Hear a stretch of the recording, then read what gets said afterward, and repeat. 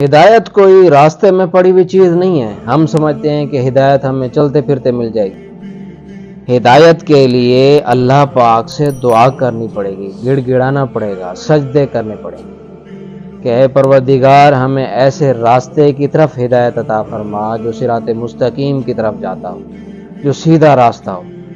حدیث مبارکہ میں آتا ہے کہ من یہدہ اللہ فلا مضل لہ، کہ جسے اللہ تعالی ہدایت دے دے اسے کوئی گمراہ نہیں کر سکتا۔ ہدایت کے آ جانے کے بعد اسے کوئی بھی گمراہی اپنی طرف نہیں کھینچ سکتی، کوئی بھی شخص اسے گمراہی کی طرف نہیں دھکیل سکتا، کیونکہ اس شخص کو اللہ تعالیٰ نے ہدایت دی ہے اور اس نے ہدایت اللہ سے مانگی ہے۔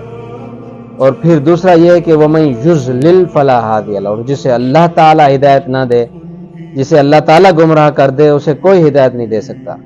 پھر اللہ کی گمراہی اس طریقے کی ہے، اللہ نے آپ کو ہدایت دی ہے، دین اسلام کی سمجھ بوجھ دی ہے، آپ سب نے کلمہ شہادت کا اقرار کیا، اللہ تعالیٰ نے صراط مستقیم کے متعلق بھی آپ کو بتا دیا۔ قرآن میں واضح آیتیں ہیں، اور ہم دعا بھی کرتے ہیں کہ اہدنا الصراط المستقیم، اے پروردگار ہمیں سیدھے راستے کی طرف چلا۔ تو یہ ہدایت کوئی راستے پر پڑی ہوئی چیز نہیں ہے جو ہمیں فوری طور پہ مل جائے گی۔ ہدایت کے لیے اللہ سے دعا کرنی پڑے گی، اللہ سے ہدایت مانگنی پڑے گی، صراط مستقیم کے لیے دعا کرنی پڑے گی، کوشش کرنی پڑے گی، کاوش کرنی پڑے گی، رسول اللہ صلی اللہ علیہ وسلم کے فرامین کو سمجھنا پڑے گا، قرآن کو پرکھنا پڑے گا، سمجھنا پڑے گا، پڑھنا پڑے گا، عمل کرنا پڑے گا، پھر جا کے ہدایت ملے گی۔ ہدایت ایسے نہیں ملتی آپ کرسی پر بیٹھے رہیں اور پھر کہیں کہ یا اللہ مجھے ہدایت عطا فرما۔ اللہ ہدایت عطا فرمائے گا، اس میں کوئی شک نہیں ہے، آپ کی دعا بھی قبول ہوگی، لیکن ہدایت کو حاصل کرنے کے لیے آپ کو کوشش کاوش بھی کرنی پڑے گی۔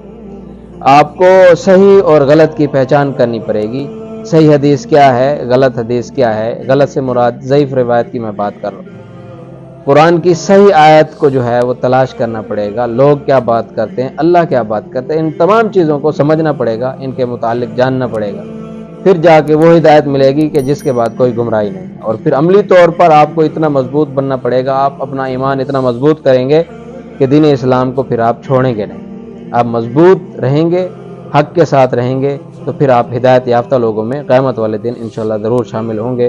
تو ہدایت کی دعا کیا کریں اللہ تعالیٰ سے کہ اللہ تعالیٰ ہم سب کو دین اسلام کی طرف، صراط مستقیم کی طرف ہدایت عطا فرمائے۔ السلام علیکم ورحمۃ اللہ وبرکاتہ۔